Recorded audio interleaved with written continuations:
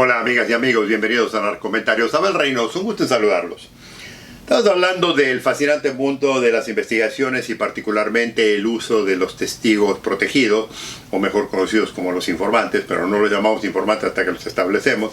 Pero el testigo protegido, para hacer una pequeña reseña de lo que estuvimos hablando, es una persona que tiene información personal muy íntima y de alto conocimiento porque ha estado envuelto en la actuación de la institución y fue privilegiado en el sentido de que ha escuchado las conversaciones y tiene muchísima información que le puede proveer a la justicia.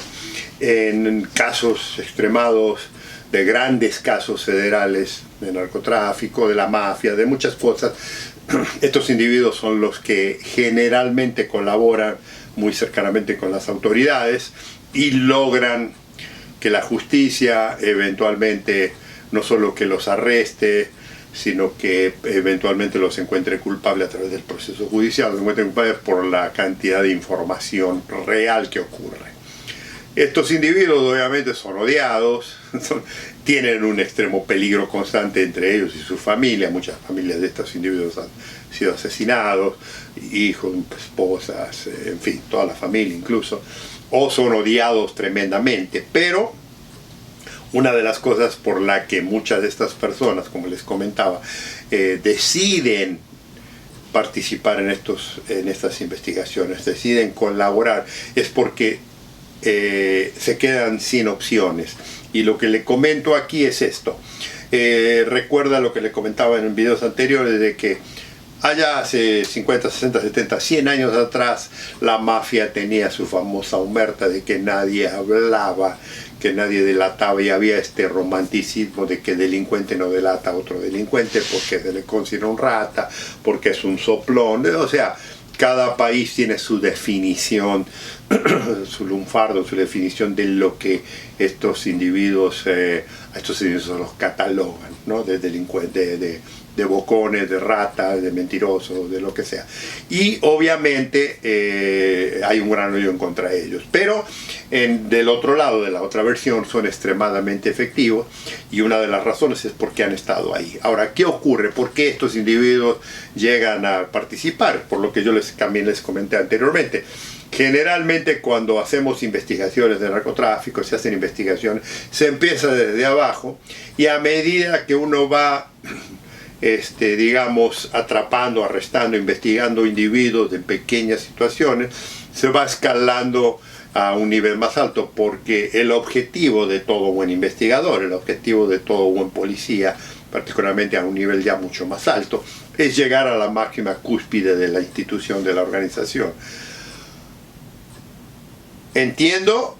No crea que estoy iluso, te lo vuelvo a repetir, se lo vuelvo a repetir porque ya lo he comentado muchas veces, que esto no es necesariamente muy efectivo en eliminar el tema del narcotráfico, que no elimina el problema de la droga. No estoy hablando de eso, estoy hablando simplemente ahora, estoy, digamos, comentando de una de las herramientas, no estoy defendiendo el tema. Por favor, no me malinterprete que le digo que esto es extraordinario. Es muy bueno, pero nada de esto acaba. Y ya cuando más adelante, y todavía falta, cuando empiece a analizar el tema ya del narcotráfico desde distintos puntos de vista, voy a hablar de por qué estas cosas no sirven. Pero ahora estamos hablando del proceso. Entonces, un testigo protegido es extremadamente bueno porque provee información real, en tiempo real, de cosas que han ocurrido. Y le digo, una de las razones por la que esto ocurre generalmente es porque una vez que se arresta a alguien, esa persona se le pregunta si tiene buena información, si es alguien, depende de la investigación, depende de donde sea. O sea, hay muchas otras circunstancias que son minucias que no me puedo meter a hablar porque necesitaría hacer mucha explicación. Pero generalmente cuando alguien que ha estado preso particularmente, o que conoce el juego de la justicia, dice, mire, ¿qué me dan a mí si yo les cuento la información? Porque muchos de estos, como yo les decía, hoy en día no quieren ir a la cárcel, muchos de estos delincuentes. Entonces prefieren intercambiar información por su libertad. Y esto es lo controversial, porque hay un problema aquí que, le digo, los abogados defensores sí tienen un argumento, es que ¿qué tal si este individuo miente? ¿Qué tal si este individuo inventa? ¿Qué tal si este individuo...? Y le digo, sí ocurre, esto sí ocurre. Pero si el investigador es bueno, si el fiscal es bueno y si el sistema es bueno, estamos hablando de un sistema que funciona, esto no se lo permite, por más que el buchón, el informante, el pajarito, el rata, lo que usted le quiera llamar, quiera decir, tiene uno si uno es profesional y ético, tiene uno la responsabilidad como policía de darse cuenta que esto no funciona. Entonces, quiero que entienda eso porque es muy importante esto. Ahora, ¿qué pasa? Cuando nosotros hablamos de utilizar estos individuos, generalmente le digo, o nos los provee el mismo individuo o el abogado de este individuo, o a veces se nos acercan individuos que son testigos de muy alta altura y que saben que la investigación, porque alguien les dijo que hay una investigación muy compleja y que van a caer todos. Entonces, y esto particularmente, amigos, amigas, acá estamos hablando de narcotráfico, pero le digo una cosa, esto de los testigos protegidos se puede utilizar en cualquier tipo de investigación de corrupción política, de corrupción institucional, de corrupción burocrática, o sea, cualquier corrupción. Incluso le digo, en corrupción policial. Cuando hablo de la corrupción policial voy a hablar de esto. Hay muchos policías que son parte de un grupito de policías corruptos y cuando caen, uno de estos policías decide hablar para exonerarse él y dice todo, cuenta toda la historia. He aquí porque el sistema funciona. Y como le comentaba, desafortunadamente en muchos de nuestros países, con el cuento de la corrupción, con el cuento de que un individuo como este es peligroso porque es un delincuente también y miente, no permiten pasar esas leyes. Amigos, amigas, el hecho, este argumento de que los informantes mienten es real, pero ¿sabe qué? Si usted es un buen fiscal, si usted es un buen juez, si usted es un buen policía, por más que le mienta, si usted no puede verificar esa información, usted no la debe de utilizar. O sea, ¿qué le estoy diciendo con esto? Que el problema es la vagancia de los investigadores o de las personas responsables por el caso, no del informante. Usted no tiene idea la cantidad de mentirosos informantes que yo he recibido en mi vida, que yo he hablado con ellos y que siempre me daba cuenta que era un cuento. Me llegaban a cada rato en distintos lugares del mundo donde yo he estado, individuos, porque también hay una situación aquí que es una situación financiera, en la que ellos querían vender información falsa o mentira. Y usted como investigador tiene la responsabilidad de deducir si eso es real o no. Desafortunadamente, amigos, amigas, cuando tenemos malos investigadores que, como yo les comentaba, policías que quieren ganar a toda costa, o investigadores con poca experiencia que no se dan cuenta que los están engañando, o investigadores que se creen todo lo que les cuenta, desafortunadamente usted tiene este tipo de situaciones. Pero aquí lo que estamos hablando es de un profesional, así como le decía de la gente encubierto. Un buen investigador no se deja llevar por las cosas que un testigo le puede decir, porque todo lo que el testigo, o sea, lo primero que se hace, usted que debe hacer es escucharlo detenidamente, qué es lo que este o esta persona le puede proveer. Ahora, le quiero decir algo aquí. Hay testigos que tienen muy buena información y que le dicen, hasta que usted no me dé a mí algún arreglo, yo no hablo. Y le voy a decir la verdad de lo que ocurre en la justicia aquí.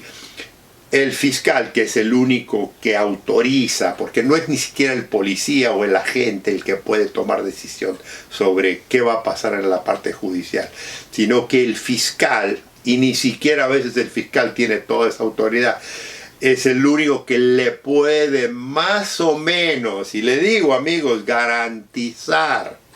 más o menos garantizar que la sentencia va a ser disminuida, que a lo mejor no va a ir preso, pero aquí en Estados Unidos la justicia dicta que el único o la única que puede decidir en eso va a ser el juez o la jueza.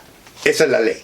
O sea, el fiscal no le puede a usted decir a un testigo, usted cuénteme todo que yo le prometo que no va a ir preso, porque además hay otro detalle aquí muy importante, que es todo esto es documentado. Me explico, es como un contrato. Para que vea la diferencia entre la vida real y las películas. Es un contrato en el que usted dice, el fiscal le dice, no le prometo, porque los fiscales no pueden prometer nada, sino que dice que le van a presentar al juez durante el juicio, después que se acabe, la colaboración de este testigo y van a tratar de reducir o de negociar una cantidad de años o de multas o lo que sea, ¿me entiende? Entonces, pero el juez, amigos, amigas, el juez es el que decide si es suficiente, porque ha habido casos, lo digo, en la que el juez dice, no, este individuo es un delincuente, ha cometido muchos crímenes, no lo puedo bajo mi conciencia dejar ir sin cumplir cierta cantidad de años en la cárcel. Y lo ha metido al testigo protegido preso por varios años. Eventualmente salen, eventualmente todos, pero no se comen 10, 15, 20, 30 años de cárcel, como sería si no colaborara. Esa es la realidad. Ahora, esto ocurre en muchos casos, le digo, en muchos casos grandes en los que usted debe de negociar muy ampliamente. Y le digo, muchos testigos que tienen buena información se acercan a la policía, a la agencia federal, al investigador y le dicen, yo tengo mucha información, si me promete que no voy a ir preso. Y el policía muchas veces le miente porque no sabe, o le miente porque se quiere hacer el vivo, y ahí se le cae el caso. O ocurre que a veces, y le vuelvo a repetir, es aquí donde la ética y el profesionalismo del fiscal, del juez investigador y del policía investigador tiene mucho que ver. Usted no puede mentirle a los testigos que usted se va a encargar de que esto no ocurra. Ha ocurrido, los he oído personalmente, muchos agentes le han mentido, no, no te preocupes, nosotros te vamos a proteger, nosotros vamos a... Amigos, eso no se puede hacer, se lo aseguro, pero sí podemos, ¿no?, atestiguar, y esto sí ha ocurrido en una corte de justicia, en la que, y no es público, esto generalmente se hace con el juez y los fiscales y los abogados defensores, en la que se dice, este individuo participó, esta persona nos dio muy buena información, su señoría, al juez, ¿no?, o la jueza, en la que proveyó mucha información, y algunas veces el juez dice, por la colaboración que usted ha tenido, por el hecho de que ha estado, porque muchas veces están presos por un tiempo antes de ir a la justicia, entonces usan ese tiempo cumplido para su condena. O sea, hay muchos arreglos judiciales. Pero comento todo esto porque esto es parte de ese proceso. Y estamos hablando, le vuelvo a repetir, para cerrar aquí, de un buen testigo, con muy buena información, con policías, fiscales y jueces muy éticos. No estoy hablando de trampa, no estoy hablando de hacerle mentiras, no estoy hablando de manipulación, no estoy hablando... Ya eso lo voy a hablar más adelante, porque este problema del informante se presta si no está muy bien supervisado. Así como le dije yo anteriormente del policía encubierto, que se presta a hacer mucha estupidez, de usar droga, de mentir, de meterse en problemas innecesarios, eso, con los informantes incluso es muchísimo más delicado, porque el informante no tiene la ética, acuérdate que es un delincuente, no tiene la ética que debe de tener, ni la moralidad ni el profesionalismo que debe, precisamente lo tiene, que debe tener el policía. Que esto se preste, le vuelvo a repetir, es donde a veces los abogados defensores tienen una válida razón de no confiar en estos informantes. Amigos y amigas, esto lo vamos a continuar en futuros videos. Un gusto en saludarlos.